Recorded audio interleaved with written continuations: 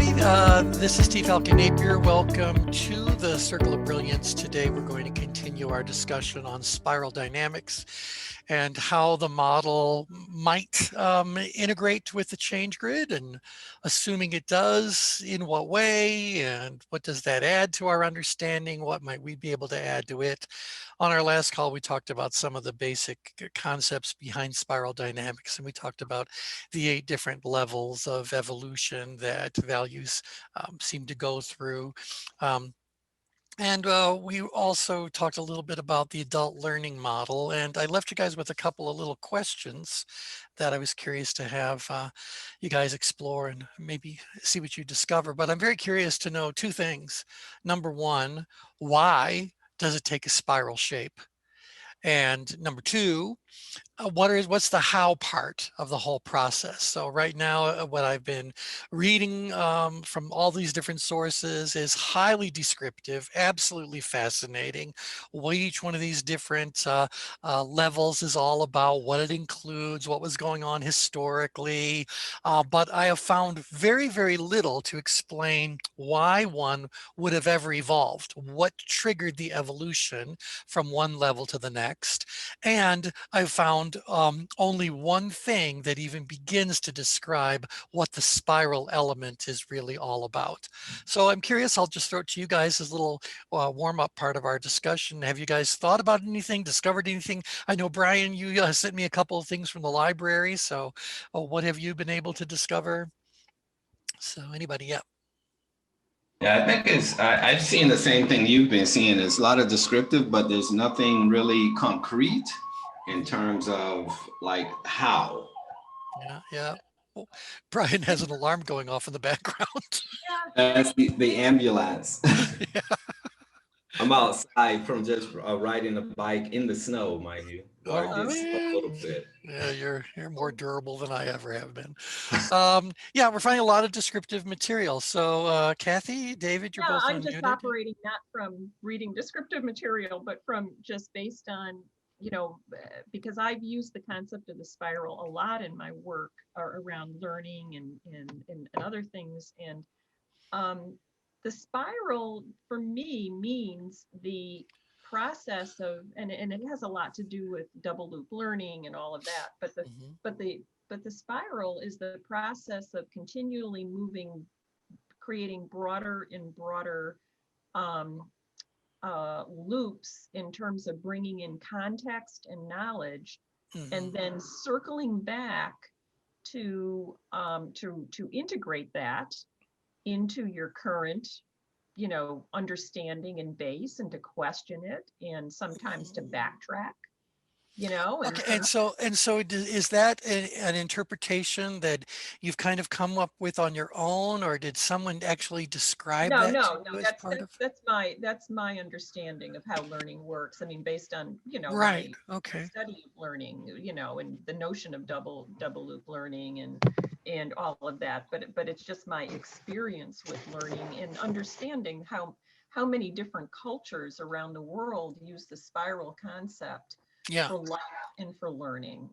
Sure. So that's the combination of those 2 things. So no, I'm not giving you data. I'm giving you my interpretation. Okay. All right. That's fine. That's fine. Because this is what I have been absolutely unsuccessful at finding any explanation for why it is a spiral.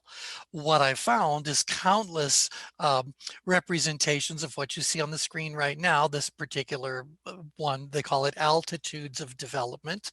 But these 8 different levels, they have 9 up there, but these 8 different levels that someone's going to move through. And I'm going like, okay, well, why isn't it shown then as a simple ladder?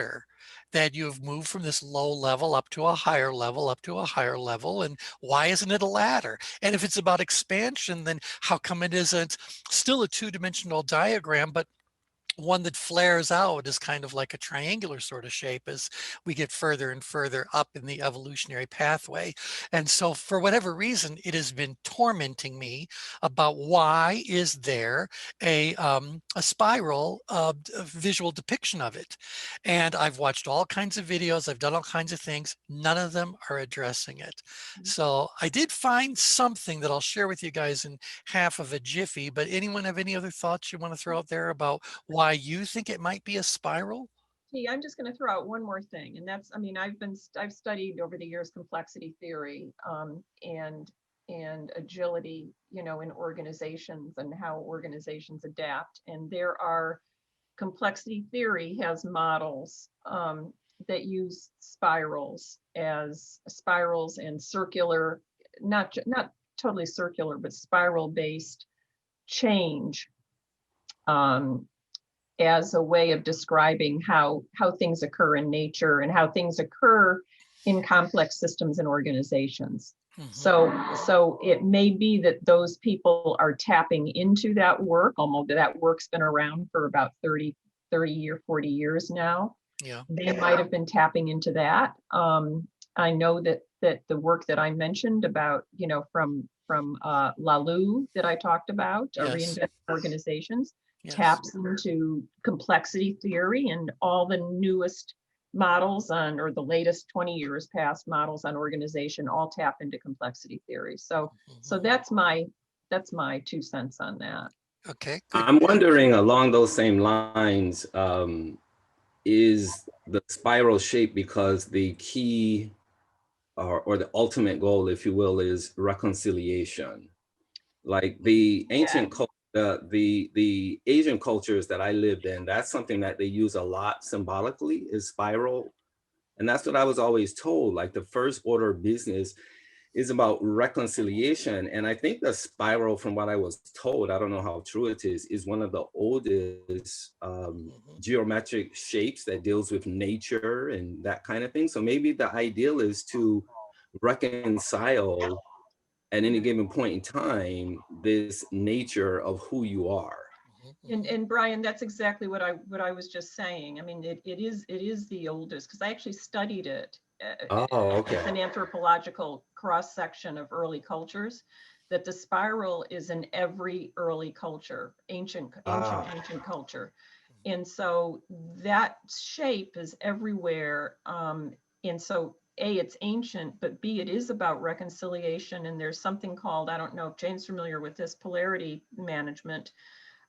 Where you're looking at that kind of reconciliation across opposites all the time as a way to manage people, manage relationships, manage change, and work change. So what you're saying is right on with my experience. Well, and polarity management is you know one of the models that works in complexity, or it's a way to manage complexity, which is focused on both and. Yes. So you have two things that are seemingly opposites, and it's but you continue to have problems with it. So if you focus too much on one side, then eventually you'll have an issue. If you swing over and focus on the other pole, you have problems with it. And that's because you think about it in an either or type of approach. But in polarity management, you're looking at them as two poles that are equally important, and you manage them as a both and. So how can we have the upsides? How can we maximize the upsides of each pole and minimize the downsides? Yeah. And you end up with an infinity sign going between the poles, and ideally you're having the top, you know, the majority of the biggest parts of the infinity being bigger on the upsides than on the downsides. And that is a form of reconciliation.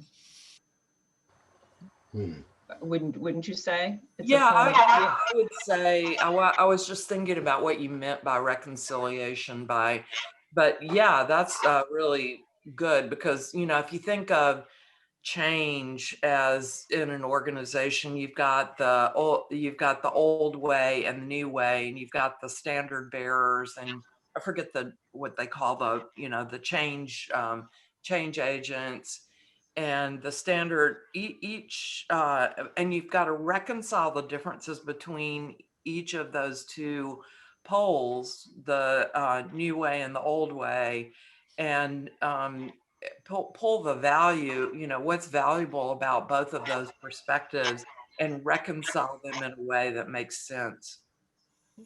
This is interesting because it sounds like this is exact opposite of like how we experience what people call balance. So it seems like from what you guys are describing, that it's more the reconciliation, and instead of the either or both and, is like an integration. So like, you know, the big thing about work-life balance, and you're pitting something against something else, Right. where like it's really work-life integration. yeah. Whereas And the all that Western model is, I mean, our traditional Western way of thinking is more strategic and less systemic.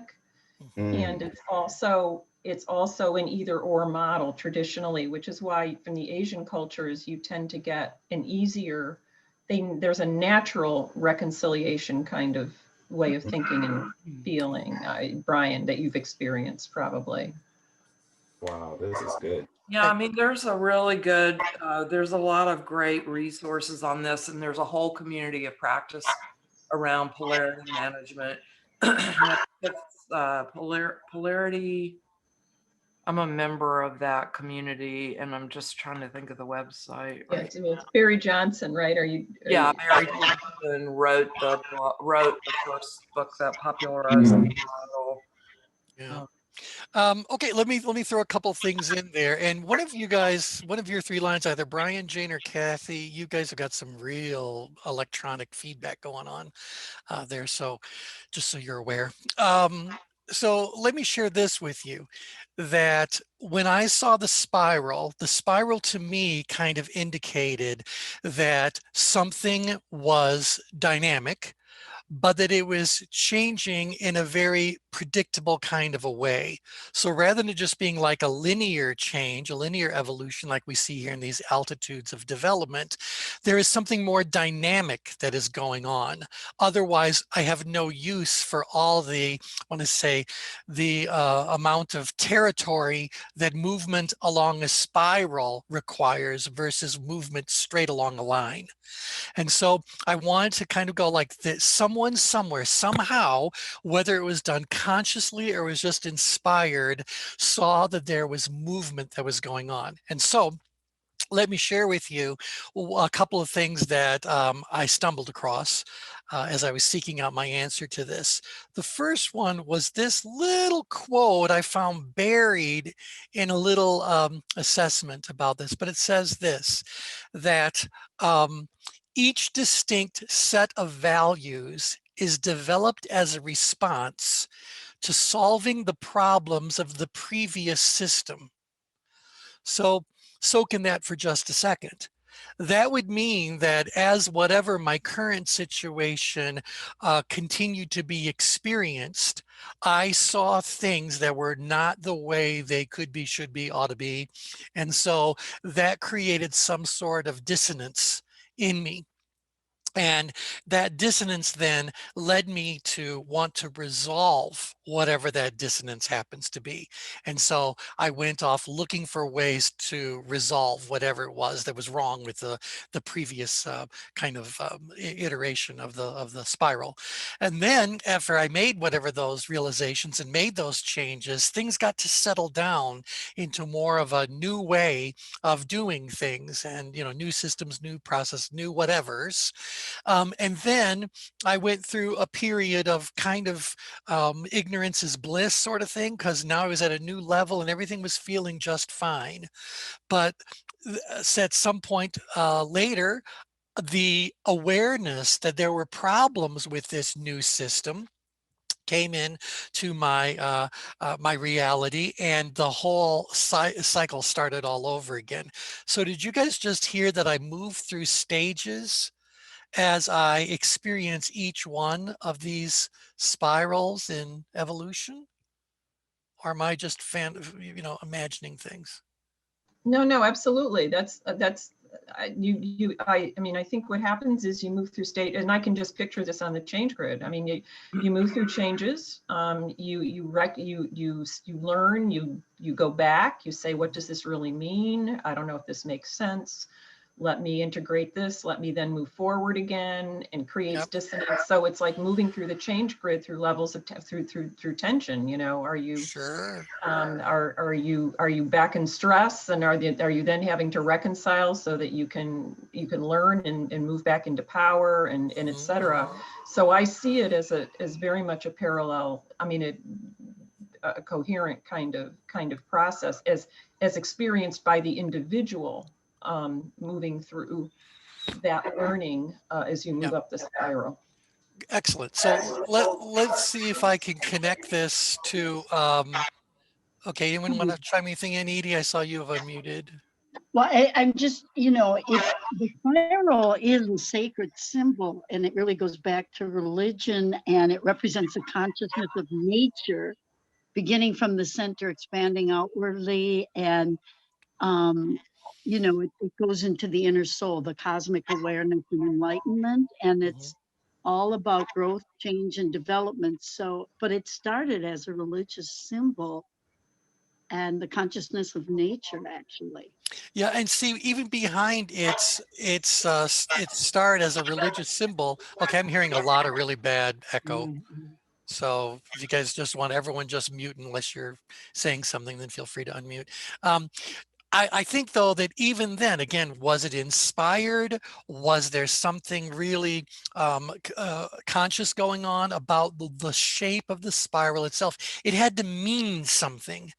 And that meaning had to somehow or another illustrate a belief, a feeling, or whatever. There's a reason why that spiral was chosen. And I think we're getting to it. So so this idea, if we go back to what we talked about on last Thursday's call, this idea about the adult learning process, we go from being an unconscious incompetent to a conscious incompetent. Well, going back to what I just showed you, if I'm that unconscious incompetent, I don't really know that there's anything wrong. I'm totally unconscious and I don't know that I don't know whatever it is I don't know. But at a certain point in time, again, it says, let me slide this back in, each distinct set of values is developed as a response to solving the problems of the previous system. Well, I can't solve problems until I become aware that those problems exist. And that awareness is this idea about moving from being unconscious to being conscious. And so what did that do? That moved me on the change grid from being in grid, where we said the world of unconscious incompetence lives, to now being a conscious incompetent.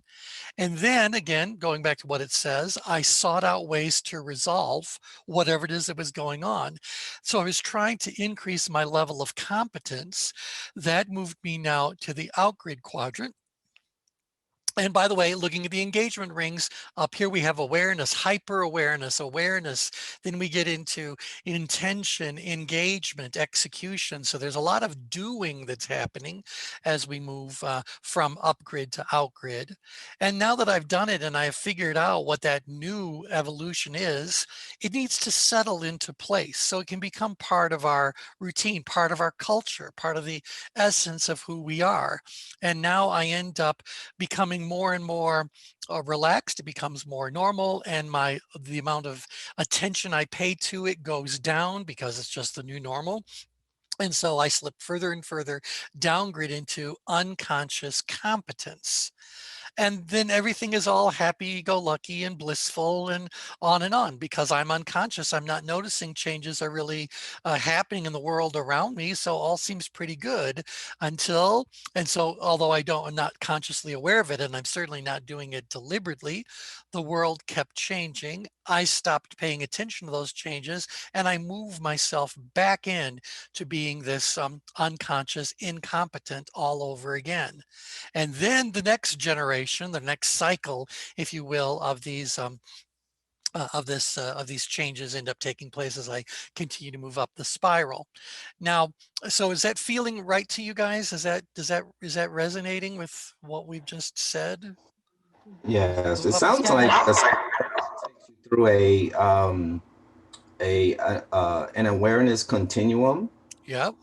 and that's synonymous with just how our attentional faculties work. Like we can only pay attention to so much information Right. at any given point in time, Yeah. and something that grabs our attention, you know, from what you say, attention management, people pay attention to where to find its greatest attention. Those things are what is meant for us to investigate as to why. And That's right. oftentimes that's just, we just don't pay attention to it at all. We That's just right. like, That's right. it's just the way it is. That's right. And in fact, you know, if you guys read The Merging of Brilliance, the little white paper thing I put together, one of the things I talk about is this idea about load shedding, that as our level of tension goes up, as our feeling of being out of control increases, as we start to enter and experience a stress state, our ability to juggle multiple priorities suffers. And at a high enough level of tension, we are no longer able to do anything but fixate on one particular issue, and in all likelihood, some sort of an immediate threat to our situation. We have to shed. We just can't handle it all. And so it gets, that's why up here we have hyper awareness. And again, I'm assuming all you guys are comfortable looking at a composite change grid. I don't need to just show layer by layer. Am I right, or am I kidding myself? So, okay, anyway, get used to it. You should all be able to look at a composite change grid and see all these layers individually. So I think that's going on. Now, the other thing that I want to bring to your attention is this idea about this period of blissful ignorance. Ignorance is bliss, sort of a thing. I want to draw to your attention something that only the in-grid quadrant has in common with the entirety of the change grid. So what is it about the in-grid quadrant that makes it uniquely connected to the change grid as a whole? The other three quadrants, upgrid, outgrid, downgrid, can't lay claim to this. Only the in-grid quadrant can lay claim to it. I think I can answer that. Maybe Yes. Jane, I think so. Yeah, You go ahead. because you've told us. Yeah. I was just going to say, because it holds all four of the quadrant, and I don't know why I've got such an echo. It holds all four of the quadrants inside it. Yes. Yeah, In fact, yeah. There's another part to it, though. Kathy, what were you going to say? Well, that was what I was going to say. It holds all four. It holds all four quadrants. Yeah, you guys are you're all okay. Yeah, I'm getting a lot of feedback from whoever's line that is. Kathy, it might be yours. So anyway,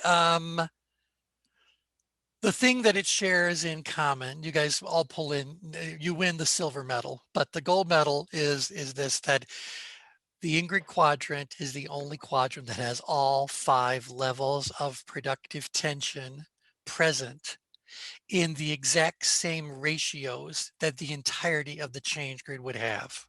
So you guys all see that? So some of them, yeah. So now, why is that important?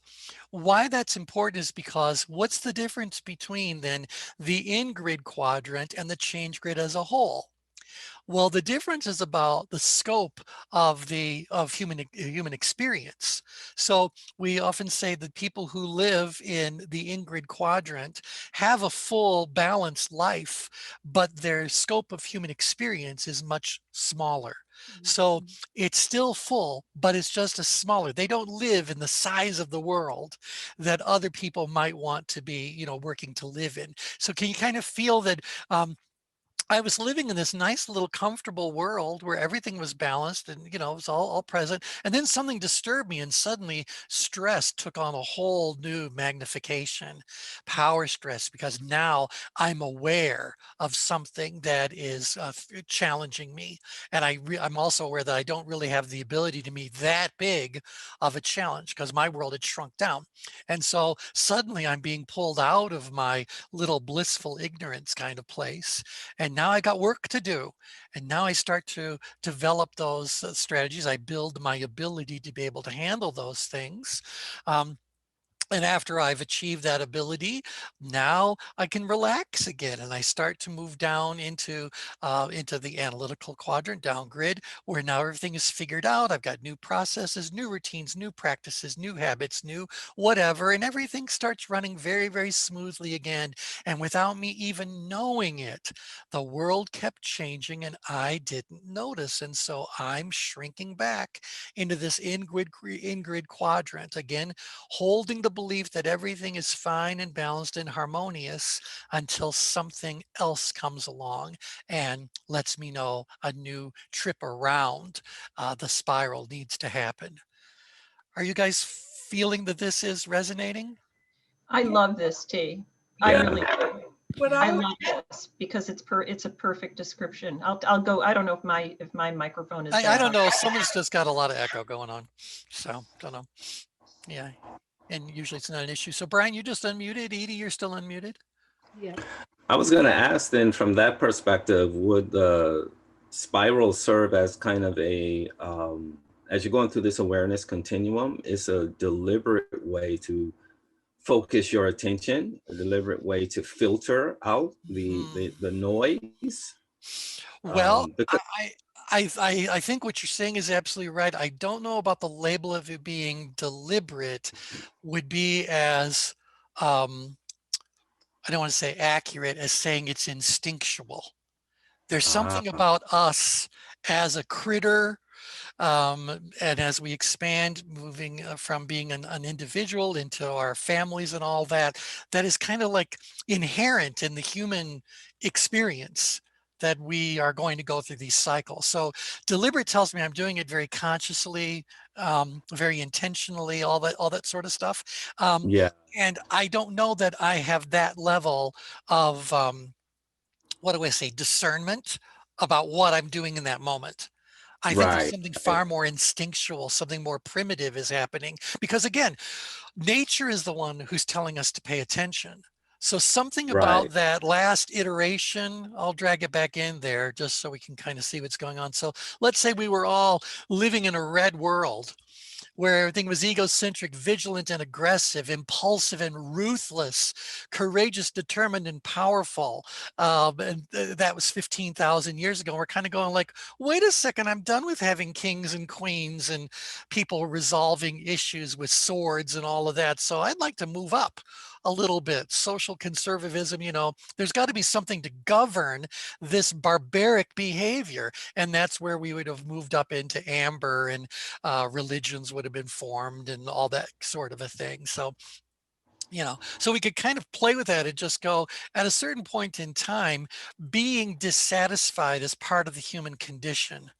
So we can only stay content for so long before there's going to be an uprising, and sufficient people are going to say, enough already. This is no longer working. This is no longer serving us. So we have to change our attitudes, our beliefs, our behaviors, so that ultimately we can impact our values and the new culture that arises from that.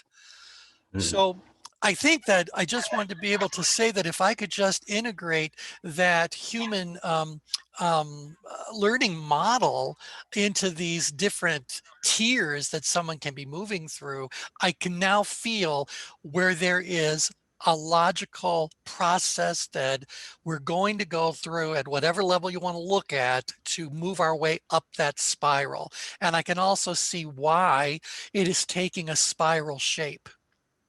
Yep. Okay, Jane, do you have your hand up? Go right ahead.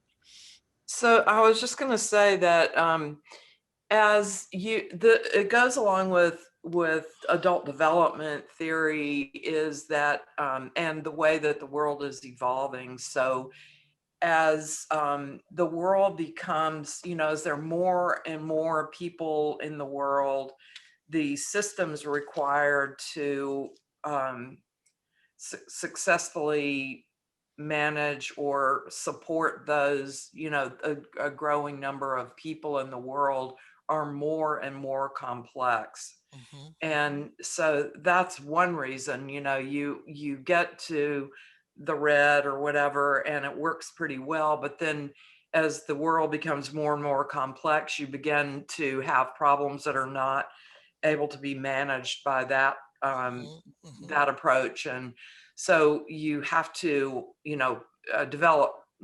have to solve new problems at a Yes, higher level. exactly. So that's one Exactly. thing. And then the other thing to think about from an adult development and looking at the looking at the change grid is that you don't forget. If I love that metaphor of driving, of how you go through the conscious competence model. Yep. Like after you get to be a really, really good driver and you're unconsciously competent, you don't forget how to drive. Right. But you'll have you move to an environment where there's rain more often or something like that. Mhm. Mhm. And Mhm. so it's more complex, and you have to develop or adapt to and develop more capabilities around, you know, dealing in a more complex or difficult Yep. environment. So new skills need to be developed or exercised more to come back to some sort of stasis. Yeah, and you Yeah. see this happening if you look at Ram Charan's work, the leadership pipeline, as people develop go up the pipeline in an organization where they're taking on greater and greater levels of complexity and greater levels of responsibility. At each turn of the pipeline, you have to master a new set of skills, a new ways of looking at and managing and operating within time, and a new set of values, not meaning like integrity and honesty, but what is it that you value? What is it that your boss is valuing at this level? And what is the organization valuing? And as a leader at that level, what do you need to value as what's going to fill your time? And so, as you see people develop up that level, and they can do that, and some of those turns are more difficult than others, they are encompassing, it's both and. They've got to keep those old skills, but they've Yes. got to learn new skills and new Mhm. ways of thinking about stuff. Yeah. And that's certainly one of the points that the writers about spiral dynamics have sometimes shared. I have to tell you, there's a lot of elements in spiral dynamics that everybody talks about, and then other bits and pieces that they may or may mention as a side that actually ends up being far more powerful than the stuff they're all talking about. It almost feels like learning NLP, where because everyone can do matching and mirroring, that seems to be the emphasis, where the real meat of NLP is anything but matching and mirroring. But one of the things that someone said in passing was that we have to remember that as movement up the spiral occurs, full memory and capability of the lower levels is retained. So we don't forget all the stuff, and we don't lose all the skills that we might have developed while we were down in red or magenta or amber or whatever. So as you move up, you retain everything that's down in terms of awareness and things that are available to you. However, people who are at a particular level are blind to all the levels above them. So they have no idea. So when we were out there in red world, the red era had no clue that green would ever even exist. So it wasn't there. So you have to have an enlightened few that kind of lead the way up the spiral. So right now they might say we're at this teal kind of level, greed level or whatever. Yeah. Yeah, we're right around there. But there's a few people that are up a little bit further on their own personal spiral, and they're the ones who are able to see what turquoise would actually look like, and maybe even this indigo that people are talking about now. If I So, can yeah, comment here for a minute. please do. I was rereading the foreword to Frederick Laloux's Reinventing Organizations this weekend, and it was written by a fellow named Ken Wilber, who takes this very, very expansive, similarly expansive approach. There, Laloux's work was built on Claire Graves's concept, this concept, among other things, and they talk. I would suggest to you guys to get that book and read the foreword, because it describes that process of, like, what we know in change management. There are always a few people who are enlightened and who lead and start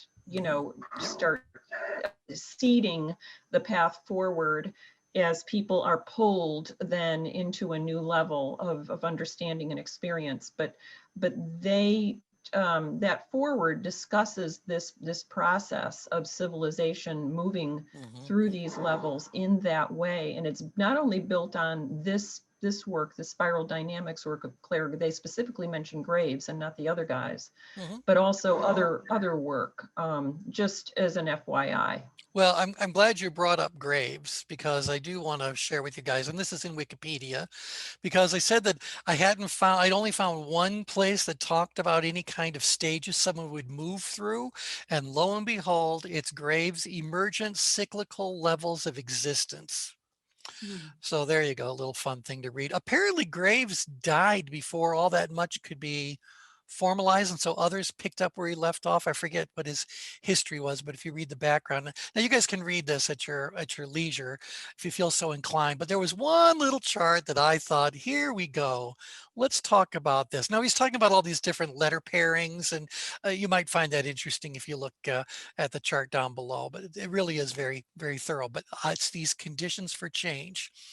So a key part of EC, that's emergent cyclical theory, is the change process by which a person moves from one level of existence to the next. Again, this is the only place I found this, Wikipedia of all places. There are 6 conditions for change in this process. And we're looking at these things as as kind of like as a cycle. So potential solutions of existing problems, a feeling of dissonance, a gaining of insights, a removal of barriers, and an opportunity to consolidate. You guys should right now feel like this is mapping to what we talked about for movement around the 4 quadrants of the change grid. So consider a person centralized at ER, whatever that is, who is facing new problems of the F sort, which will require a change in being centralized, blah, blah, who knows, you can do this. That person must have the potential to change, including an openness to change. I wanted to emphasize that just because there's also plenty of people who get to a particular level and get stuck there. And one of the reasons why they get stuck there is because they have no openness to change, because change always involves risk. Why would you invite risk into your reality if you felt like things were already, going back to the core training in ChangeWorks, you already feel like things are in control? Why would you put that control you work so hard to achieve in any sort of jeopardy? So someone has to have this potential, this willingness, this openness to the change to happen. So now the other thing is that in order for them to move on to the next level of evolution, they have to have completed the work of the level they're already at. And Graves presents that as they must have solved the problems of their current level in order to have available energy and resources to focus on the next set of problems.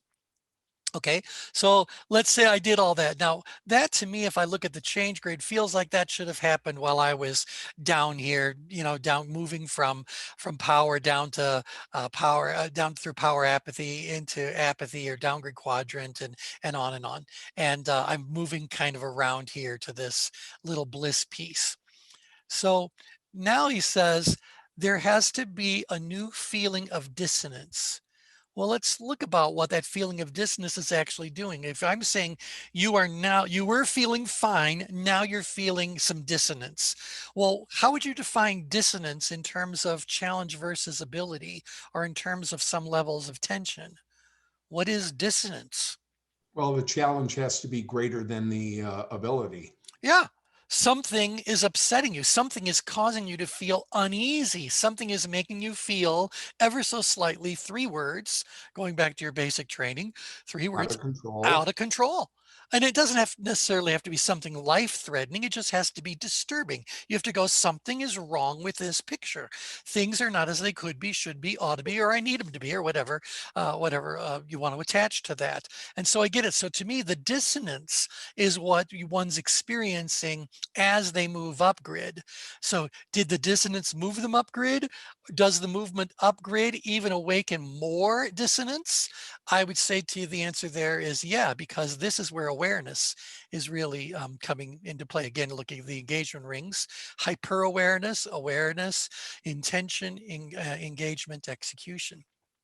So now we look at that a little bit deeper, and he says the next thing is that now that you've had this feeling of dissonance, you want to gain insights.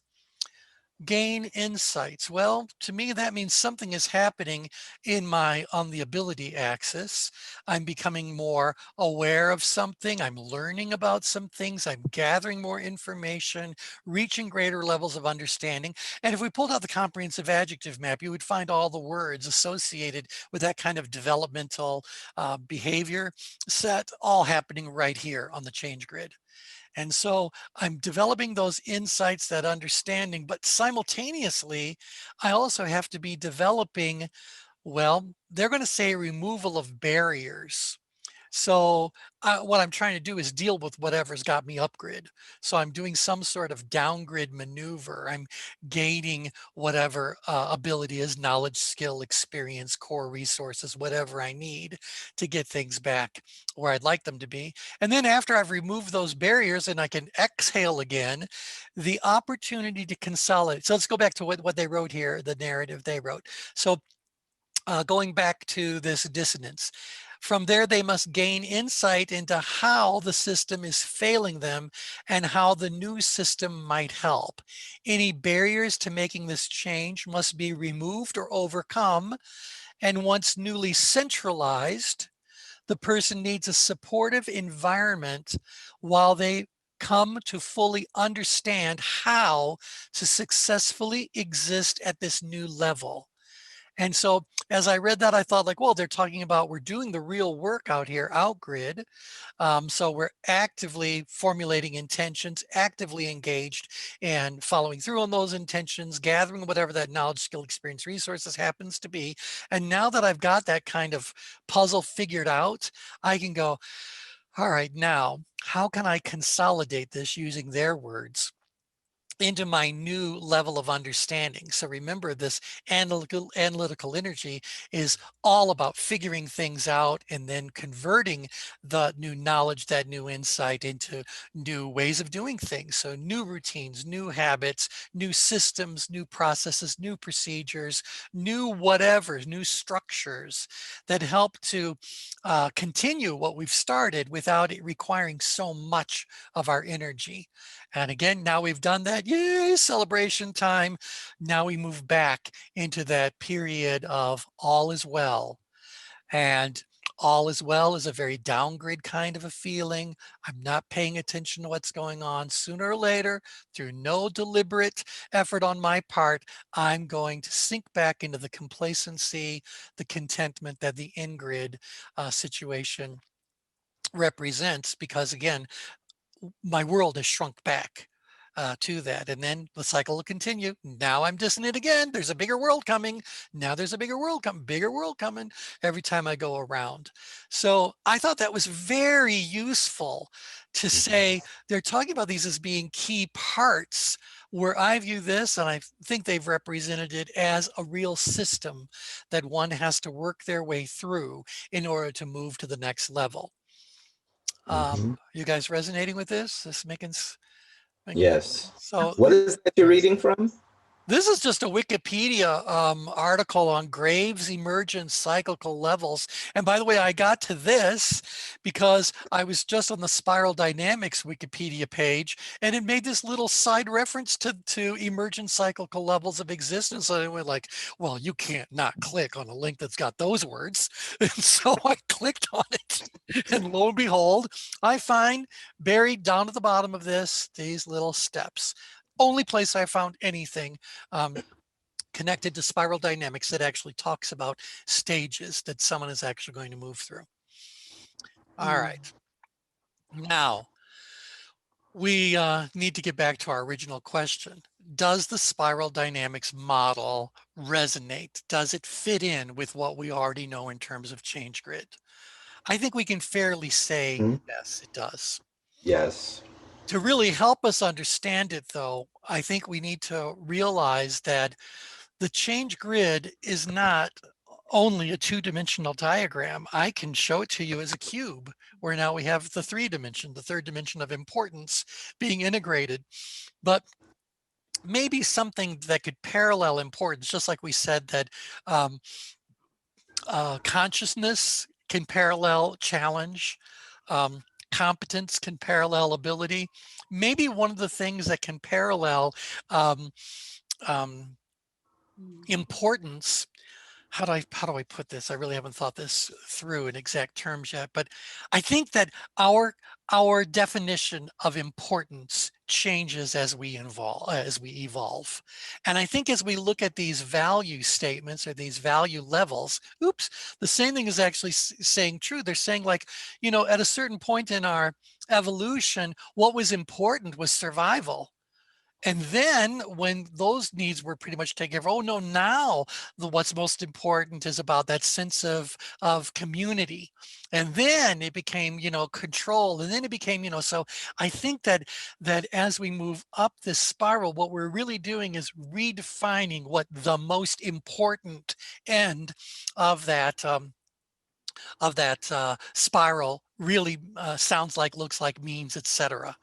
So if you guys can let that be now part of what's on the cube, we would say that what's happening is that our cube keeps getting bigger and bigger and bigger, or taller and taller and taller, in which case it's not a cube anymore, but suffice to say, it's still got its 3 dimensions. So I can kind of see now how every time we work our way up that around the ChangeGrid, what we're really doing is redefining what that importance dimension includes. Thoughts about that? See, that maps to the Maslow's hierarchy concept in a way. That self-actualization would be at the very top of it. Yeah. Yeah. All right, and so now I'm going to throw 2 more things out at you guys, and then we're going to turn this into the Gifted Students program and give you guys a little bit of a quiz. So remember that I said, well, when I think about where does self-actualization really live on the ChangeGrid, where would you say someone would be if they were experiencing self-actualization? Where is that? Mid-grid. Mid-grid. It's in the center of the ChangeGrid, right there. Smack dab in the middle. That's where we have that balance, that harmony. And remember last time around, I said, while the center of the ChangeGrid appears to be this tiny little spot, what we really know is that that spot represents a whole new universe. So in the center of the ChangeGrid is where we find all those elements one would attach to self-actualization. If I even pull out these, the value definitions they've thrown here, so in the center of the ChangeGrid, we would say you can hold multiple perspectives, flexible, creative, effective, consciousness and culture, holistic and cosmocentric, there's a new one for us, lives with both individual self and the transpersonal self, exhibits wisdom, joy, love, seen in saints and sages, theoretical, aspirational. The center of the ChangeGrid is a place of absolute peace and harmony and balance, of reaching our greatest potential as a human. So, and again, when we're doing our programming on the Oracle of the Self, that's what it's all about. How do you help yourself move out of the chaos that occurs at these four extremes and move yourself to this balanced center where you're in the world, but not of it? You let the winds of heaven dance around you. You practice the art of caring detachment, fully aware of everything that's going on in the world around you, but feeling as though participation is optional. So there's this place of disconnection where you find that bliss. Now, last time around I said I believe that the spiral is upside down, because I think that when we are talking about primitive needs, we are working very much on this outside of this red circle. See these red circles about this is about the layer about balance. If I was going all the way back to the life of being beige, where my whole order of the day every day was simply to survive. So could I stop myself from being eaten? Could I find some food? Can I find a little place of shelter so I could rest or whatever? I was living out here in these extreme places. Well, as we worked our way around the change grid, or around the spiral, we were trying to say we don't need to have that prior level of disruption, exhaustion, etc. We can do it a little bit tighter. And so my next trip around the change grid now might be right on the red line.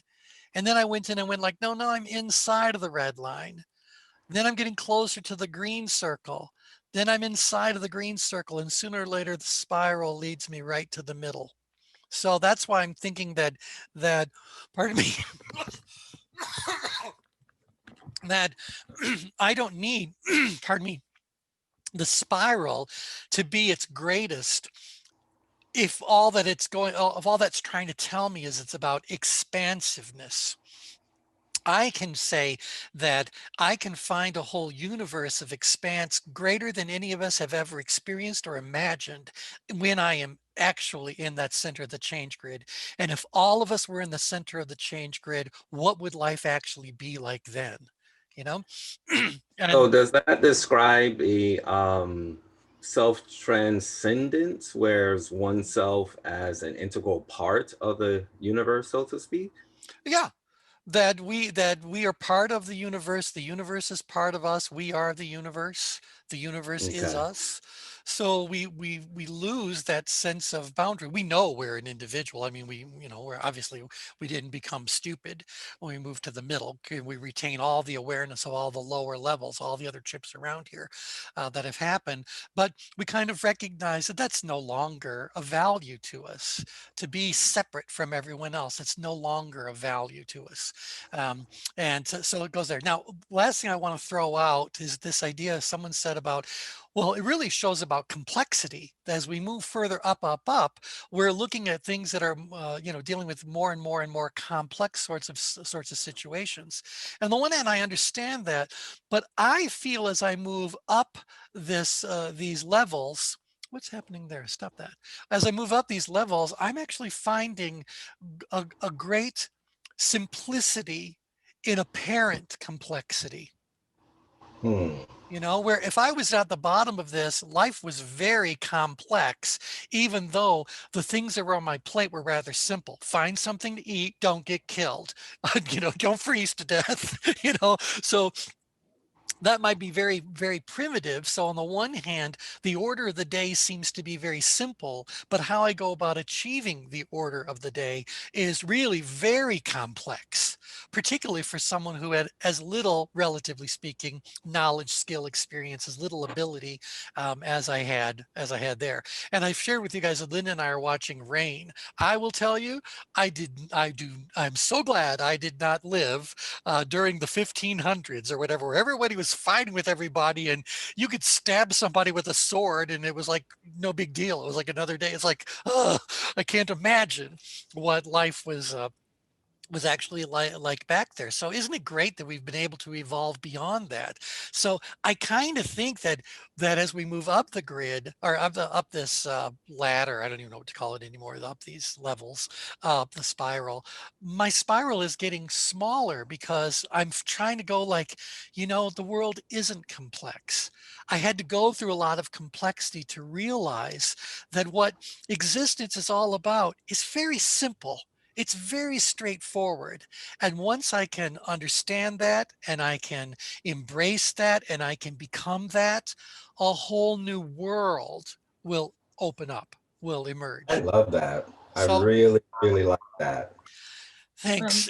Yeah. yeah, yeah, that's what the spiritual practice is, though. It's being able to find that core essence, which is, some would call it love, Yeah. in the Yeah. Right. complexity of the world, where the complexity of the world is in fact getting greater, but your ability to Mhm. manage it, to be able to live in it, is about reducing it to the concept of staying in love, and therefore staying with the energy, the flow of energy that allows you to live simply and manage simply. Yes. Yep.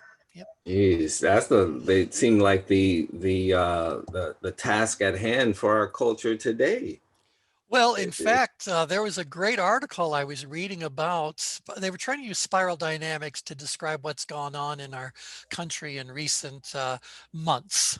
And they were talking about the difference between political parties and what level they tend to operate at. And because one of the things I was looking for, and this is our subject for Thursday's call, we're at the top of the hour in just a couple of minutes now, but it's like, okay, this is all really great and very fascinating. And I feel like, oh, wow, haven't we all just, had a new discovery or whatever the case may be? We have to turn this into something practical for us to use with clients, because Mhm. ultimately we are in the human development industry, and we more than anyone else should be equipped to help people move up their spirals. And the question becomes how. Well, I'm glad we've got the adult learning model we can look at. I'm glad that Graves had these 6 or so steps that people will go through. Thanks. Now I've got some structure. I still want to know precisely at the technique level, at the how level, do I move someone up through those spirals? And so I was able to find that there's a couple of coaching programs that are all about coaching and spiral dynamics and coaching and all that. And I went to their sites and I read their stuff and I dug around to look at articles. There's nothing, I don't want to be overly disrespectful, but there's an almost complete lack of substance when it comes to methodology.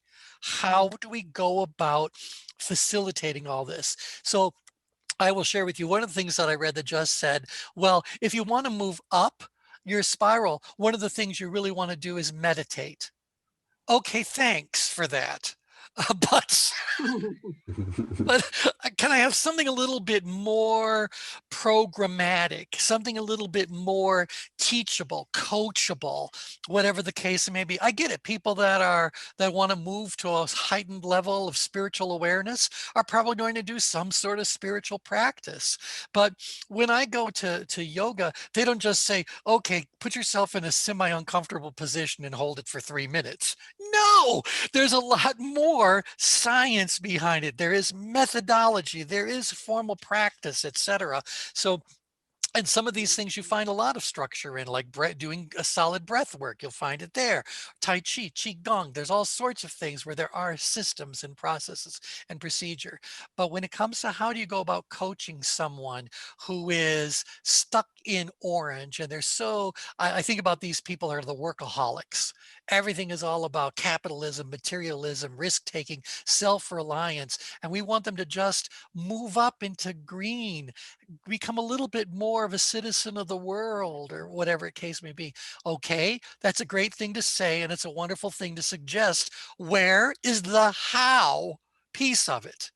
And I think that's what we really need to get clarity around, so that we can say that this awareness, whether you're actually going to practice spiral dynamics or not, that's totally up to how interesting you find the material. But if you're going to position it as something that is useful to your clients, not just interesting to your clients, not just something that is creating that kind of awareness or whatever, how are you going to help them move up their spiral or move their company up the spiral or whatever the case may be? That to me is what we have to get to say now it's integrated. I do believe that what we know about the change grid and about change grid maneuvers, those sorts of things are going to help us to develop whatever that how is, because if we can't find it, what do we have to do?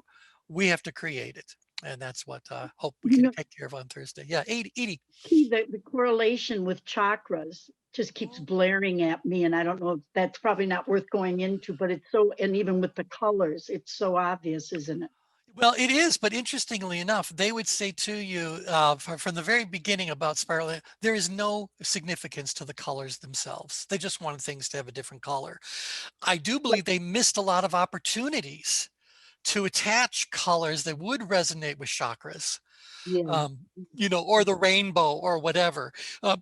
So I do think there is an opportunity to say we could enhance this model by integrating colors that we already know map to what they're talking about, but they never connected any significance to a particular color's meaning. Yeah. Yeah, and I wasn't focused as much on colors, but what is behind the chakra. And then the Yeah. other thing, next time I'd like, you know, like people like Walenda, when he, you know, goes over volcanic ash, and he talks about how peaceful he is. And when we talk about self-actualization and what would be such demand and challenge for most people is serenity for him. But Oh we'll do that yeah. next time. Yeah, Oh, yeah, yeah. absolutely. For whatever reason, some people are able to say walking a tightrope across an active volcano is a PowerPoint experience for me. Yeah, it brings me great bliss. Okay. Yeah, we all experience the center of the change grid in our own unique way. I love that. I love that. Okay, well, thanks everybody for joining in today. Again, that's our puzzle for next week. What's the how part, or rather next time Thursday. So what's the how part? What's the technique? What's the methodology? How are we going to do that? If you can dig around and find something that already exists for us to kind of play with, that's great. Otherwise, we'll use what we already know in order to flesh out how we move people around that spiral. Okay, thanks everybody. Take care. Bye for now. Bye, everybody.